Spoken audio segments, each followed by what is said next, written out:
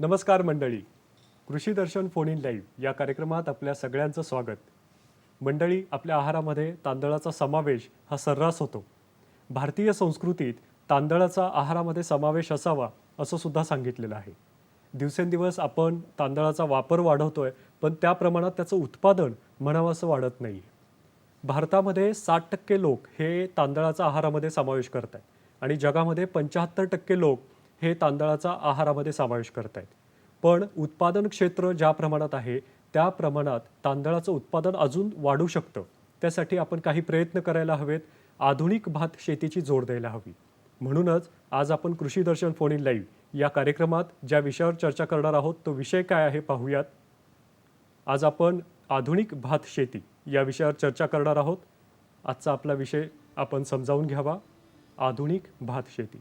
आणि या विषयावर मार्गदर्शन करण्यासाठी आज आपण आमंत्रित केलं आहे डॉक्टर विजय सागवेकर सरांना.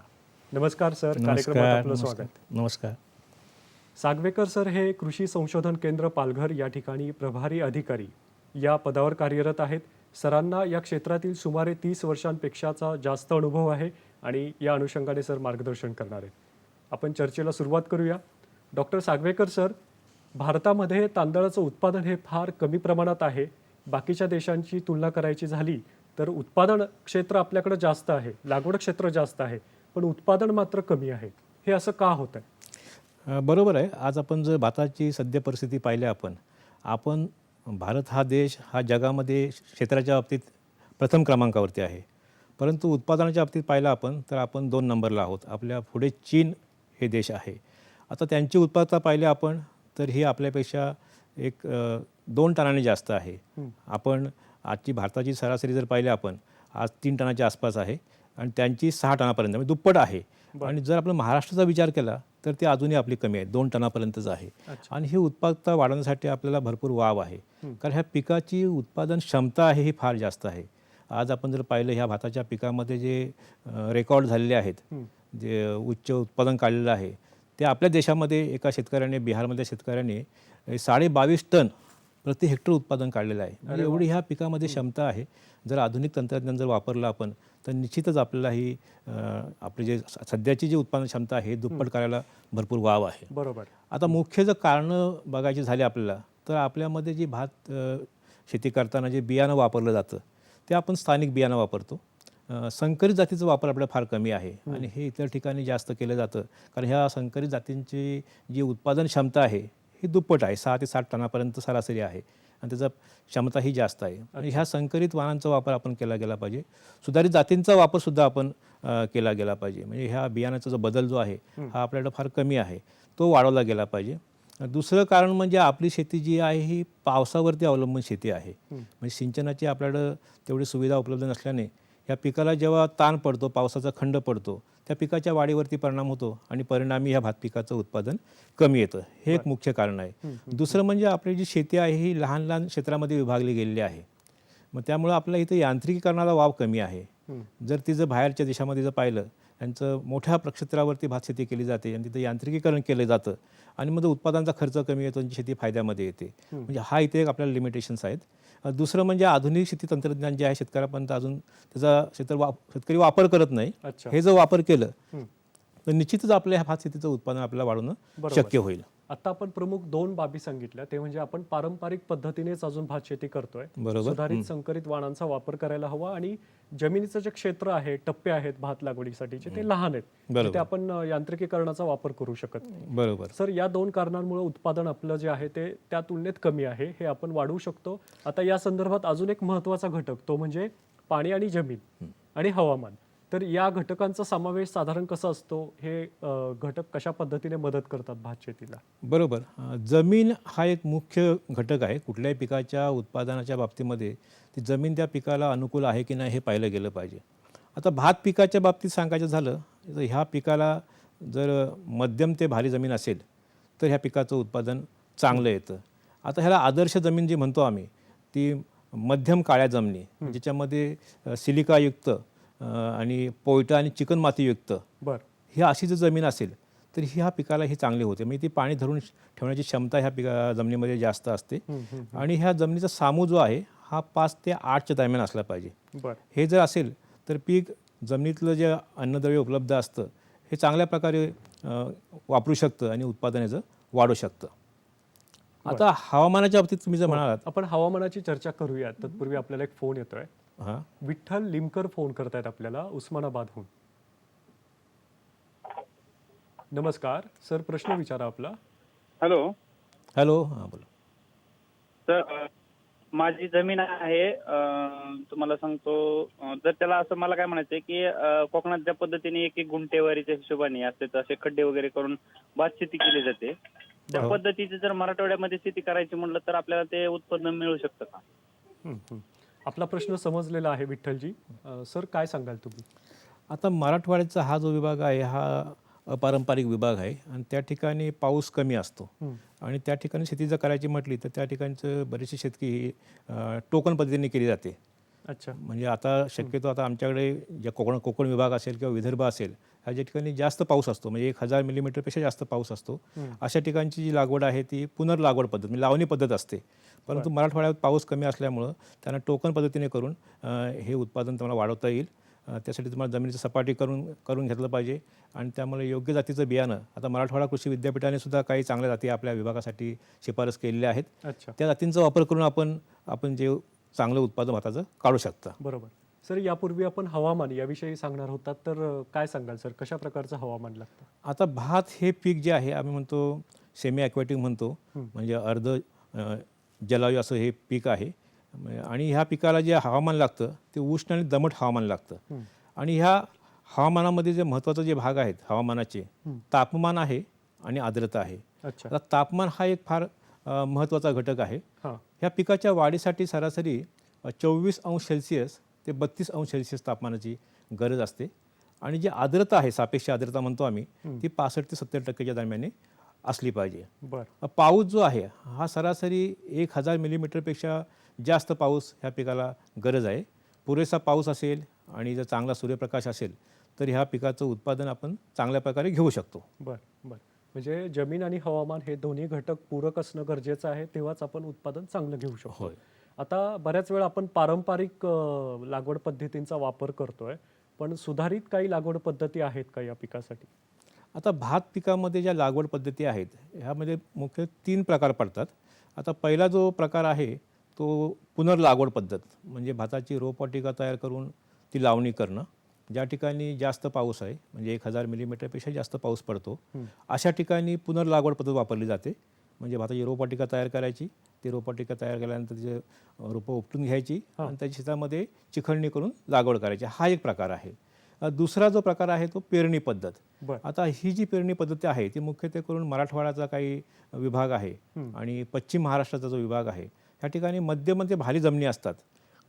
ह्या ठिकाणी ह्या पिकाची पेरणी करून लागवड केली जाते. आणि तिसरी जी आहे टोकन पद्धत.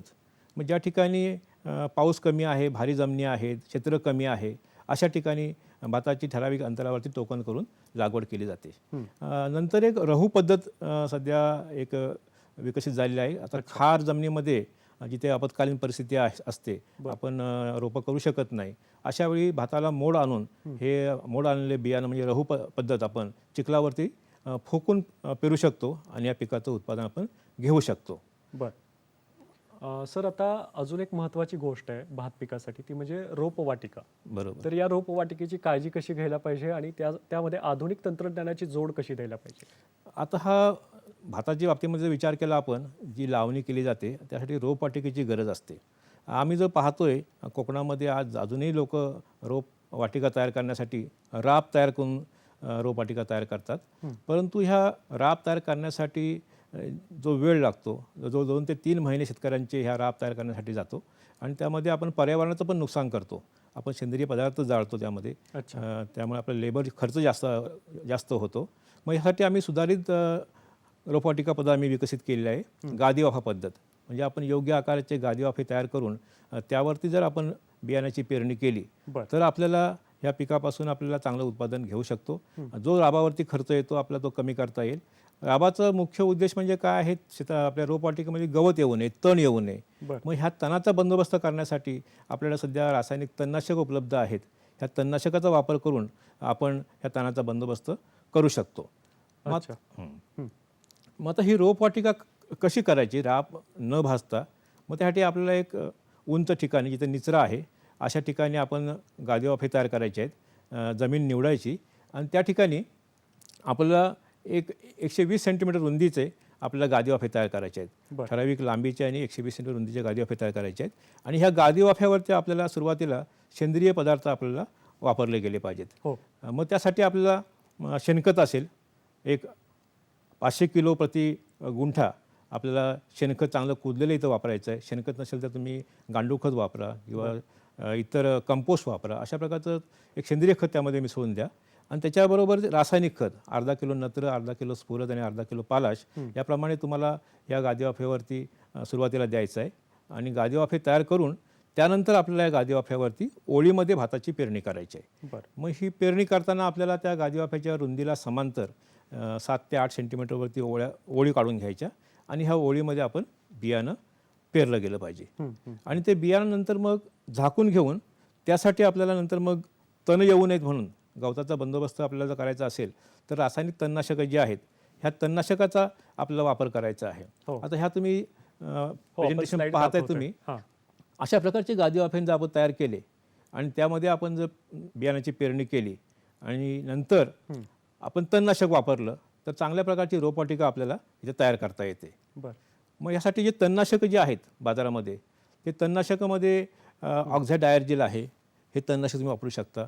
नंतर पेंडिमेथॅलिन आहे, ऑक्झिफ्लोरोफेन नावाचं एक तणनाशक आहे. हे कोणत्याही प्रकारचं एक तणनाशक तुम्ही इथं वापरू शकता. सर, या पद्धतींविषयी आपण सविस्तर जाणून घेऊयात. मंडळी, आधुनिक भात शेती या विषयावर आपण अजून चर्चा करतोय, पण तत्पूर्वी घेऊयात एक छोटीशी व्यावसायिक विश्रांती.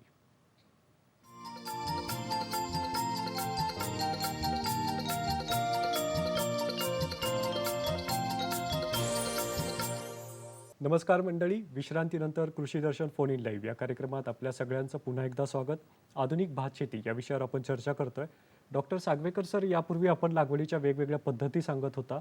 यामध्ये गादी वाफा या पद्धतीबद्दल आपण सांगताना त्याचे फायदे सांगणार होतात, तर हे फायदे कोणते आहेत सर? बरोबर. आता कसं आहे, आपण जेव्हा गादी वाफे तयार करतो त्यामुळं काय होतं, पाण्याचं व्यवस्थित निचरा होतो आणि मुळांची आणि झाडांची रोपांची वाढ चांगली होते. हा एक मुख्य फायदा त्या गादी वाफ्याचा आहे. त्यानंतर आपल्याला गादी वाफ्यावरती ओळीत पेरणी केल्यामुळं आपल्याला ते तण काढण्यासाठी आपल्याला गादी वाफ्याच्या दोन्ही बाजूने ते तण आपण काढू शकतो. आणि दुसरं म्हणजे त्यामध्ये जे आपण नत्र किंवा स्फुरद पाला देतो त्याचा कार्यक्षम वापर तिथं होतो. निचरा होतो पाण्याचा, हवेचा तिथं ऑक्सिजनचा पुरवठा होतो, मुळांची वाढ चांगली होते, जमिनीतील जीवाणूंची संख्या वाढते, मातीच्या कणांची कणरचना सुधारते आणि चांगल्या प्रकारची जमीन तयार झाल्यामुळं रोपांची वाढ चांगली होते. त्यामुळं आपण गादी वाफ्यावरती रोपवाटिका तयार करून ही रोपवाटिकाची आपण रोपं तयार केली गेली पाहिजेत. बरोबर. म्हणजे एकूणच रोपवाटिका हा अतिशय महत्त्वाचा घटक आहे भात शेतीमध्ये. बरोबर. हो. आता सर, आपण प्रस्तावनेच्या सुरुवातीला आपण सांगितलं, कार्यक्रमाच्या सुरुवातीला, की आधुनिक जातींचा वापर शेतकरी बांधवांनी करावा. तर या जाती कोणत्या आहेत, ही बियाणं कोणती आहेत, याविषयी शेतकरी बांधवांना आपण सांगावं. आता भाताच्या बाबतीमध्ये डॉक्टर बाळासाहेब सावंत कोकण कृषी विद्यापीठाने जाती विकसित केलेल्या आहेत. त्यामध्ये 3 गट आहेत. हळव्या जाती आहेत, त्यानंतर मध्यम कालावधी जाती आहेत आणि गरव्या जाती आहेत. आता हळव्या जातीमध्ये सुद्धा त्यामध्ये एकूण 15 जाती विकसित केलेल्या आहेत. हळव्यामध्ये जाड दाण्याच्या जाती असतील किंवा मध्यम दाण्याच्या जाती असतील, बारीक दाण्याच्या जाती असतील, अशा जाती विद्यापीठाने विकसित केलेल्या आहेत. एकूण 36 जाती विद्यापीठाने विकसित केलेल्या आहेत. आता मला ह्या स्लाईडमध्ये दिसतंय जाड दाण्याच्या जाती आणि बारीक दाण्याच्या जाती. तर हळव्या जातीमध्ये एकूण 14 जाती आहेत. त्यामध्ये रत्नागिरी 73 आहे, कर्जत 1 आहे, कर्जत 2 आहे, नंतर मध्यम जातीमध्ये त्यामध्ये पालघरी एक आहे, नंतर पनवेल एक आहे, पनवेल 2 आहे, अशा जाती ह्या विकसित केलेल्या आहेत. त्याचबरोबर विद्यापीठाने संकरित जातीसुद्धा विकसित केलेल्या आहेत. एकूण 5 संकरित जाती विकसित केलेल्या आहेत. त्यामध्ये सह्याद्री आहे, सह्याद्री 2 आहे, सह्याद्री 3 आहे, सह्याद्री 4 आहे, सह्याद्री 5 आहे. सह्याद्री 4 ही जात जी आहे ही जात आपल्या देशामध्ये 5 राज्यामध्ये शिफारस आम्ही केलेली आहे. आपल्या महाराष्ट्राबरोबरच पंजाब आहे, हरियाणा आहे, पश्चिम बंगाल आहे आणि गोवा या ठिकाणी ही विकसित झालेली आहे. कारण ह्या संकरित जातींचा वापर आपण केला तर निश्चितच आपल्याला हे जे आपलं उत्पादन आपलं वाढवायचं आहे हे शक्य होणार आहे. बरोबर. या मुद्द्यावर आपण येऊयात सर. आपल्याला एक फोन येतोय कार्यक्रमामध्ये. विनया परब फोन करतायत आपल्याला विरारहून. नमस्कार विनयाजी, कार्यक्रमात आपलं स्वागत. आपला प्रश्न विचारा. नमस्कार सर, मला एक नमस्कार. प्रश्न विचारायचा आहे की आधुनिक भात शेतीमध्ये आधुनिक यंत्रांचा वापर कसा करावा चांगलं उत्पादन घेण्यासाठी? बरोबर. आपला प्रश्न खूप छान आहे. आपल्याला सर या विषयावर मार्गदर्शन करतील. सर काय सांगाल? नाही, बरोबर. ह्या शेतीमध्ये आधुनिक यंत्र वापरल्याशिवाय उत्पादन याचं वाढणार नाही. कारण आपला खर्च हा कमी करायचा आहे. आपली शेती फायद्याची आणायची असेल तर हे आधुनिक यंत्र आपल्याला वापरलं गेलं पाहिजे. आता भातामध्ये जो आपला खर्च जास्त येतो तो आपल्याला लावणीसाठी येतो, म्हणजे मजूर जास्त लागतात. मग त्यासाठी आपल्याला यांत्रिकीकरण इथं शक्य आहे. म्हणजे मशीनच्या सहाय्याने आपण लावणी करू शकतो. बरोबर. आजही जर पाहिलं आपण, आता या विरावरनं शेतकऱ्यांचा प्रश्न आहे. आता पालघरमध्ये काही शेतकरी असे एकत्र येऊन त्यांनी ते गट तयार केलेला आहे आणि स्वयंचलित भात यंत्राच्या माध्यमातून आज ते भात लावणी करतायत. अरे वा. आज मी कालच त्या शेतकऱ्यांना जाऊन आलेलो आहे. तर तिथे वैतरणा जो गट आहे, शेतकरी उत्कर्ष मंडळ गट आहे, अच्छा. त्यांनी त्या गटाने एकत्र शेती करून आणि स्वयंचलित यंत्राचा वापर करून ते भात शेती करतायत. आज दिवसाला ते 5 एकर शेती एका दिवशी लावतायत. बर. म्हणजे इतकं यांत्रिकीकरणामध्ये आपल्याला वाव आहे. आणि नवीन नवीन दुसरे अजून आंतरमशागतीमध्ये नवीन नवीन छोटी छोटी यंत्र आहेत. कोळपणीची यंत्र असतील, ती यंत्र आपण वापरू शकतो. अशा प्रकारे जे यांत्रिकीकरण आपण जर केलं तर आपल्याला ह्या पिकाचा उत्पादन खर्च कमी करता येईल आणि आपण हे पीक फायद्याचं आणू शकतो. बरोबर. सर आता तांदळामध्ये काही विशिष्ट सुवास असलेल्या तांदळाला मागणी जास्त दर्शवतात जे ग्राहक आहेत ते. तर याच्यासाठी जाती कोणत्या आहेत सुवासिक तांदळाच्या? आता सुवासिक जातीवरती कोकण कृषी विद्यापीठाने काम जास्त केलेलं नाही, कारण ह्या कोकण विभागामध्ये ह्या पिकाचा सुवास टिकत नाही. परंतु राहुरी महात्मा फुले कृषी विद्यापीठ राहुरी यांनी जाती तिथे शिफारस त्या विभागासाठी केलेल्या आहेत. मावळ ठिकाणचं संशोधन केंद्र आहे, त्या ठिकाणी आहेत. पुसा बासमती आहे, नंतर जी सुगंध आहे, अशा जाती ज्या आहेत ह्या त्या ठिकाणी आपण घेऊ शकतो आणि सुगंध जातीचा वापर करून आपण त्या ठिकाणी जी मागणी आहे ती आपण त्याचा पुरवठा करू शकतो. बर बर. सर या सुवासिक जातींच्या संदर्भातील एक स्लाइड आपण प्रेक्षकांना दाखवूयात. तर साधारण इंद्रायणी आणि इतर जाती सुद्धा आता तुम्ही स्लाइडमध्ये बघू शकता. इथे या सुवासिक जाती ज्या आहेत, बासमती 370 आहे. हा दाण्याचा प्रकार हा लांबट बारीक आहे, जो जास्त शेतकरी प्रेफर करतात. पुसा बासमती एक आहे, इंद्रायणी आहे, भोगावती आहे, फुले समृद्धी आहे, प्रभावती, आविष्कार, सुगंधा या मराठवाडा कृषी विद्यापीठाने विकसित केलेल्या जाती आहेत. अशा प्रकारच्या जाती आपण ह्या सुगंधित वापरू शकतो आपण. बरोबर. मंडळी, आधुनिक भात शेती या विषयाविषयी आपण सविस्तर जाणून घेऊयात, पण तत्पूर्वी घेऊयात एक छोटीशी व्यावसायिक विश्रांती.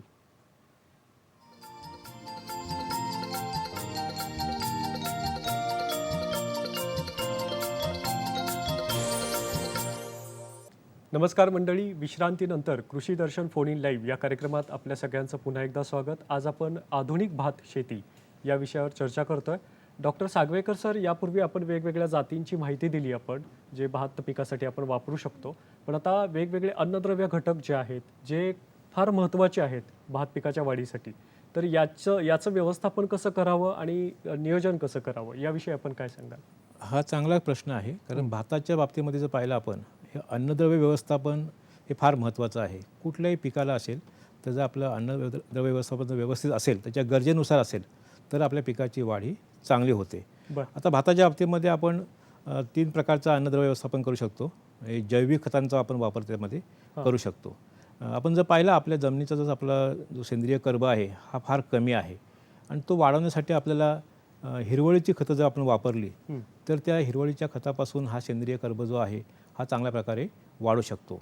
मग यासाठी आपल्याला ताक किंवा धेंचा ही 2 जी पिकं आहेत, ही पिकं आपण आपल्या शेतामध्ये पीक जेव्हा लावणीच्या अगोदर 1 महिन्याच्या अगोदर आपण हे पेरू शकतो बरं. किंवा पाऊस यायच्या अगोदर महिन्याच्या मध्ये धेंच्यासारखं जे पीक आहे ते 40 किलो बियाणं प्रति हेक्टर किंवा ताग आहे, हे ताग हे 80 किलो बियाणं प्रति हेक्टर हे बियाणं पेरायचं. आणि हे पेरल्यानंतर त्या पिकाची वाढ 1.5 ते 2 महिन्याची झाली आणि हे पीक फुलोरा यायच्या अगोदर हे शेतामध्ये गाळून टाकायचं. म्हणजे आपल्याला चांगल्या प्रकारचं सेंद्रिय पदार्थ ह्या आपल्या पिकाला मिळतं आणि ह्या पिकाचा सेंद्रिय जो कर्ब आहे, जमिनीचा कर्ब आहे, हा चांगला वाढतो आणि ही जमीन आपली उत्पादनक्षम होते. म्हणून हिरवळीचं खतं हे वापरणं फार गरजेचं आहे. या मुद्द्यावर येऊयात आपण. आपल्याला कार्यक्रमात एक फोन येतोय. प्रसाद मोडक फोन करतायत आपल्याला रत्नागिरीहून. नमस्कार प्रसादजी, कार्यक्रमात आपलं स्वागत. प्रसादजी, आपण आपल्या टीव्ही संचाचा आवाज कृपया कमी करा, बंद करा आणि प्रश्न विचारा. हा बोला. माझा प्रश्न असा आहे. हं. हो हो हो हो माझा प्रश्न असा आहे. हा बोला, विचारा. आपल्या शेतामध्ये जे खेकडे होतात ना, हां. खेकड्यांचं कंट्रोल कसं करायचं? बर. अच्छा. आपला प्रश्न समजलेला आहे.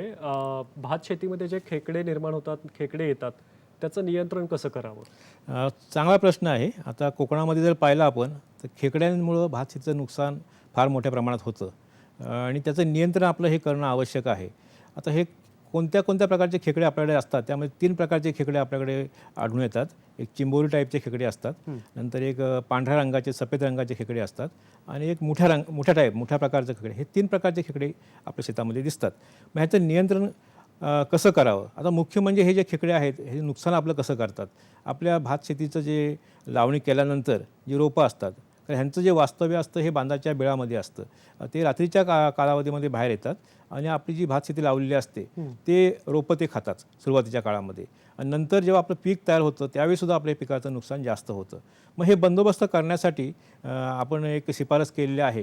काही आमिष तयार करायचं आपण. त्याच्यामध्ये काही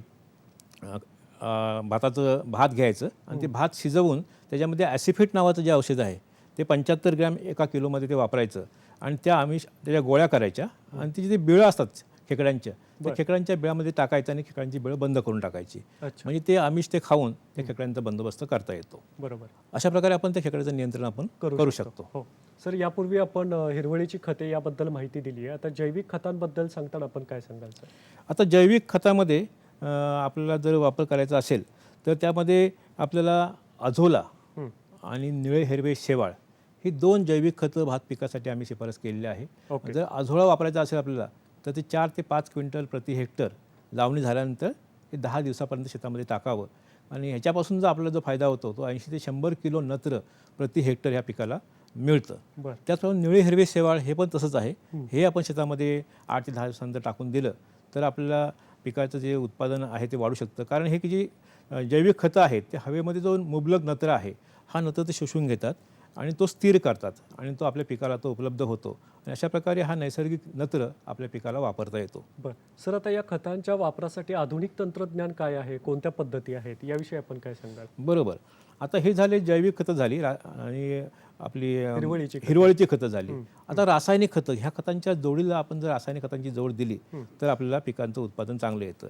आता ह्या बाबतीमध्ये आम्ही शिफारस अशी केलेली आहे की ह्या जाती ज्या आहेत त्यामध्ये 100 किलो नत्र आणि 50 किलो स्फुरद आणि 50 किलो पालाश हा जो खताची मात्रा आहे ही आपण पिकाला दिली गेली पाहिजे. मी मगाशी तुम्हाला सांगितलं या भाताच्या बाबतीमध्ये 3 गट आहेत. हळव्या जाती आहेत, नंतर निमगरव्या आहेत आणि गरव्या आहेत.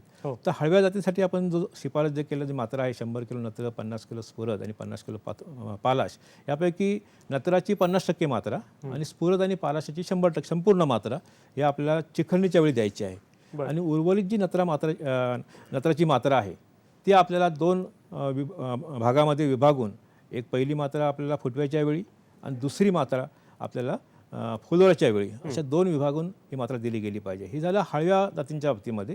जर आपण निमगरव्या जाती बघितल्या म्हणजे 120 दिवसाच्या पुढच्या कालावधी जाती ज्या आहेत त्यांच्यासाठी ही जी मात्रा देताना डोस तोच आहे, पण ती देताना आपण काय करायचं आहे 40-20-20 ह्या प्रमाणात 40% नत्राची मात्रा आपल्याला चिखलणीच्या वेळी संपूर्ण स्फुरद आणि पालाश आणि उर्वरित जी मात्रा आहे नत्राची ती 20% आणि 20% अशी 2 वेळा विभागून दिली गेली पाहिजे.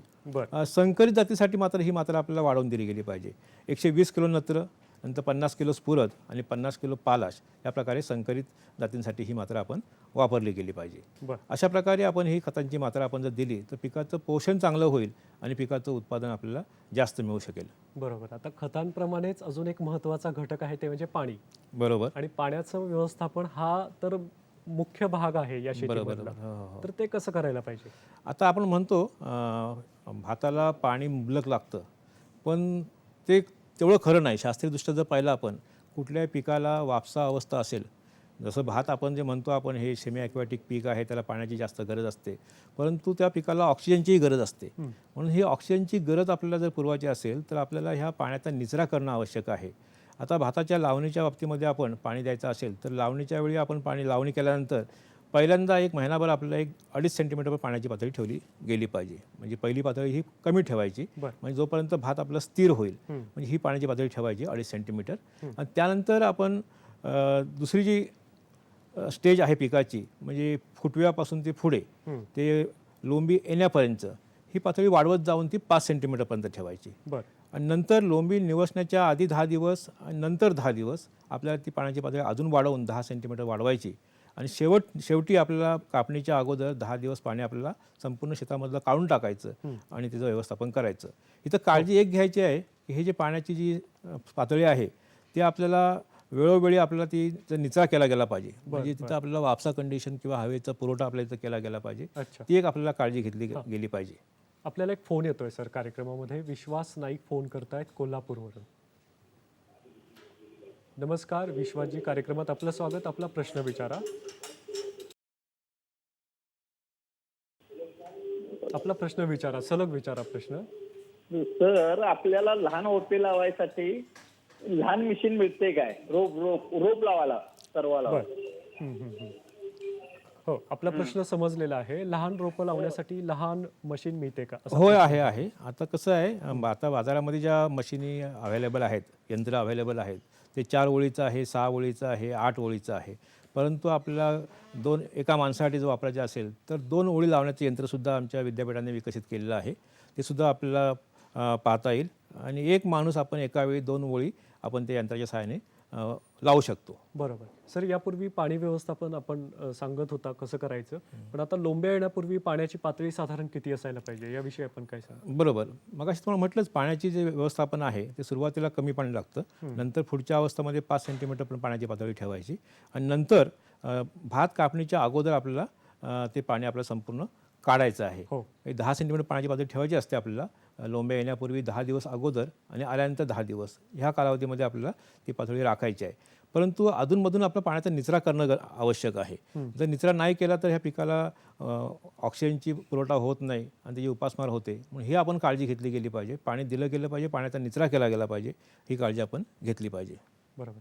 मंडळी, आधुनिक भात शेती याविषयी आपण अजून चर्चा करूयात, पण तत्पूर्वी घेऊयात एक छोटीशी व्यावसायिक विश्रांती.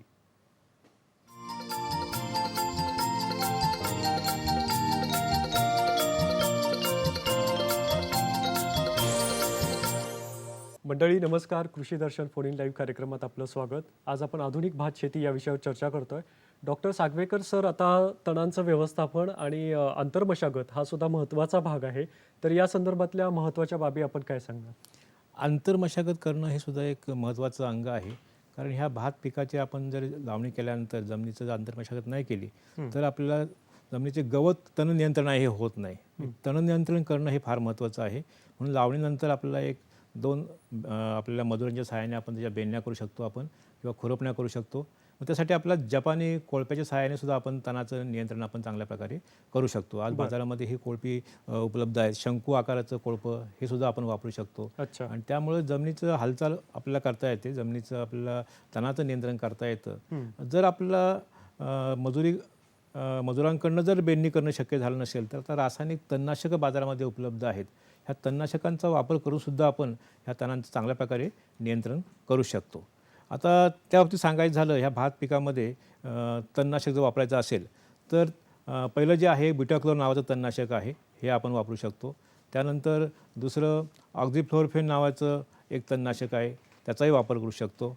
नंतर पेंडिमिथाइल नावाचं तणनाशक आहे. हे सगळे उगवणपूर्व तणनाशकं आहेत. बरं. हे आपण भात लावणी केल्या एक 2 ते 3 दिवसामध्ये आपण ह्याची फवारणी करायला लागते. बरोबर. दुसरा एक तणनाशकाचा प्रकार आहे, म्हणजे पोस्ट इमर्जन्स त्याला म्हणतो आम्ही. उगवणी पश्चात जे तणांचा आपला बंदोबस्त करायचा आहे, त्यासाठी सुद्धा काही तणनाशकं आपल्या बाजारामध्ये उपलब्ध आहेत. बरं. त्यासाठी क्लिंचर नावाचं जे आहे तो घेऊ शकतो आपण, किंवा पायरोजोसल्फरॉन नावाचं एक तणनाशक आहे, किंवा दुसरं तुमचं साथी नावाचं एक आहे. अशी वेगवेगळी तणनाशकं बाजारामध्ये उपलब्ध आहेत. हे आपण लावणीनंतर सुद्धा 14 ते 15 दिवसांनी जेव्हा तण 2 ते 4 पानावरती असतात त्यावेळी सुद्धा ह्याचा वापर करून आपण तणाचा बंदोबस्त आपण करू शकतो. आपल्याला एक फोन येतोय कार्यक्रमामध्ये, पालघरहून फोन आहे अनिल पाटील यांचा. अनिलजी नमस्कार, कार्यक्रमात आपलं स्वागत. अनिलजी पाटील हे कृषीभूषण या पुरस्काराने सन्मानित आहेत. आपला प्रश्न विचारा. नमस्कार. हॅलो. हां, बोला नमस्ते. पाटील साहेब. आपला प्रश्न विचारा. हॅलो. हॅलो. सागवेकर साहेब, प्रश्न असा आहे, हां, बोला. हा भातशेतीतील यांत्रिकीकरण याचं काय कधी म्हणजे जास्त सविस्तर कार्यक्रम असं आम्हाला दूरदर्शन बघायला मिळेल का? हो, नक्कीच पाटील साहेब, आपला जो प्रश्न आहे तो समजलेला आहे.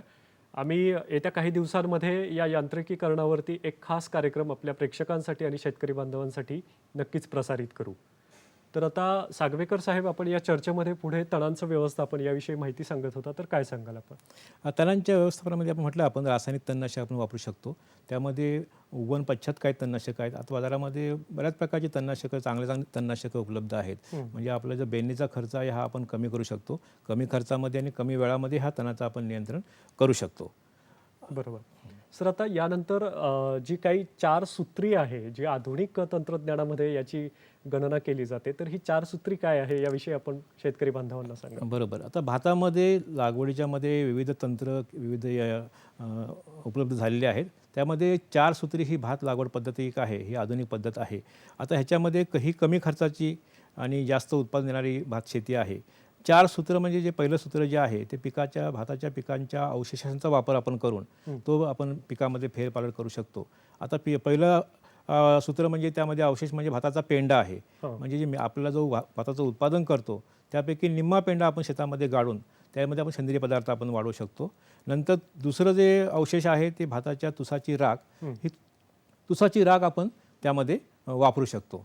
म्हणजे कोंडा हा आपण जाळायचा आणि ती काळी जी राख असते ती आपण आपल्या रोपवाटिकेमध्ये ती वापरू शकतो. त्यामुळे आपली जी रोपं आहेत ही चांगली कणखर बनतात आणि कुठल्याही किडी किंवा रोगाला त्या बळी पडत नाही. अशा प्रकारे हे पहिला पिकांचा अवशेषांचा वापर आहे. दुसरं सूत्र जे आहे ते वनशेतीवरती अवलंबून आहे. म्हणजे गिरीपुष्पाचा पाला आपण ह्या भात शेतीमध्ये वापरायचा. त्यासाठी एक 30 किलो प्रति हेक्टर प्रति गुंठा हे हिरवळीचं आपण खत वापरू शकतो. त्यासाठी आपल्या शेताच्या बांधावरती हे गिरीपुष्पाची झाडं आपण लावू शकतो आणि 2 ते 4 झाडापासून मिळणारा जो पाळा आहे हा 30 किलो असतो आणि हा 30 किलो पाला आपण शेतामध्ये गाडला तर त्या पिकाला जे नत्राची गरज असते सुरुवातीची ती आपण भागवू शकतो. तिसरं सूत्र म्हणजे आहे ती नियंत्रित लावणी. म्हणजे ह्या पिकाची जी लावणी आहे, रोपांची संख्या आहे ही फार महत्त्वाची आहे. त्यामध्ये त्यांनी सुचवलेलं आहे की 15-25-15 ह्या अशा अंतरावरती दोरीच्या सहाय्याने आपण ह्या पिकाची लागवड करायची आणि 15 बाय 15 सेंटीमीटर अंतरावरचे चौकोन मिळतात. त्या चौकोनामध्ये आपल्या युरिया ब्रिकेटचा वापर करायचा आहे. मग ह्या युरिया ब्रिकेटचा वापर केल्यानंतर आपल्याला ह्या पिकाचं जे उत्पादन आहे आपलं वाढू शकतं.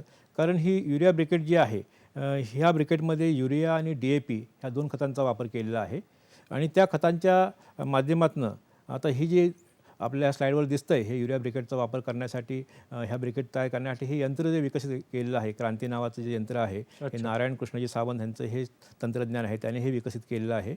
हे 2.7 ग्रॅम वजनाची ही ब्रिकेट असते. ही ब्रिकेट आपण 4 रोपांच्या मध्ये एक ब्रिकेट आपण वापरू शकतो. जर गुंठ्याचा विचार केला तर एका गुंठ्याला ह्या 625 गोळ्या लागतात. म्हणजे जवळजवळ 1 किलो 700 ग्रॅम हे युरिया ब्रिकेट ह्या त्याला पुरेशा होतात. अशा प्रकारे जर ह्या युरिया ब्रिकेटचा वापर केला तर आपण आपल्या खतांची बचत करू शकतो. कारण हे आपण जे खतं वापरत असतो युरिया ब्रिकेट ते जमिनीमध्ये आपण 8 ते 9 सेंटीमीटर खोलीमध्ये देत असतो. म्हणजे ह्या खताची जी नुकसान आहे कमी होतं. म्हणजे कार्यक्षमता ह्या खतांची वाढते युरिया ब्रिकेटच्या सहाय्याने. बरोबर. हे तिसरं सूत्र आहे.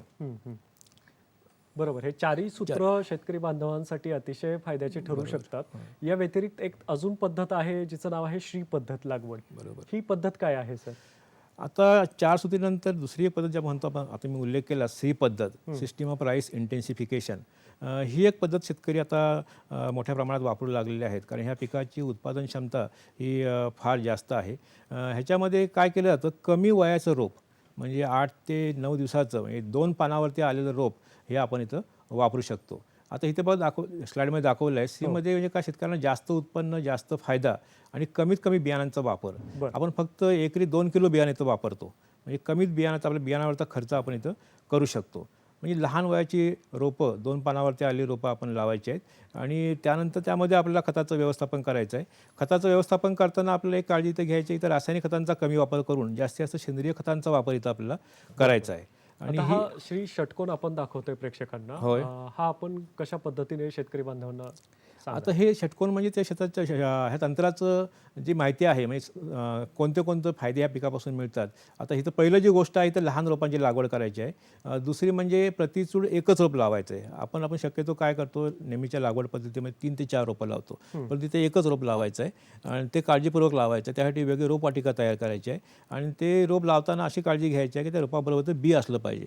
अशा प्रकारची ही लावणी, कमी वयाचं रोप लावायचं, जास्त सेंद्रिय खताचा वापर करायचा, पाण्याचा कमीत कमी वापर इथं करायचा आहे, पाण्याचा निचरा इथं करून द्यायचा आहे. अशा प्रकारची आपण जर शेती केली तर ह्या सी पद्धतीने आपलं जास्तीत जास्त उत्पादन मिळू शकतं. हो. कार्यक्रमाची वेळ अगदी थोडी शिल्लक राहिली आहे सर. राहू पद्धत काय आहे शेतकरी बांधवांना थोडक्यात सांगावं आपण. आता आपण जर पाहिलं, आपण आपल्या कोकणामध्ये रायगड, ठाणे या ठिकाणी जिथे काही खार भूमी आहेत अशा ठिकाणी ही पद्धत शक्यतो वापरली जाते. ज्या ठिकाणी आपत्कालीन परिस्थिती येते, आपण रोपवाटिका तयार करू शकत नाही, अशा ठिकाणी आपण रहू म्हणजे मोड आलेले भात बियाणं आपण पेरून पिकाची आपण लागवड करू शकतो. ह्या पद्धतीने आपण कालावधी कमी होऊ शकतो. 8 ते 10 दिवस कालावधी पिकाचा कमी होतो. चिखलणी करून घ्यायचे, मोड आणलेले बियाणं त्या पेरणीसाठी वापरायचे आणि चांगल्या प्रकारे उत्पादन आपल्या रहू पद्धतीने उत्पादन खर्च कमी होतो आणि उत्पादन आपल्याला जास्त मिळू शकतं.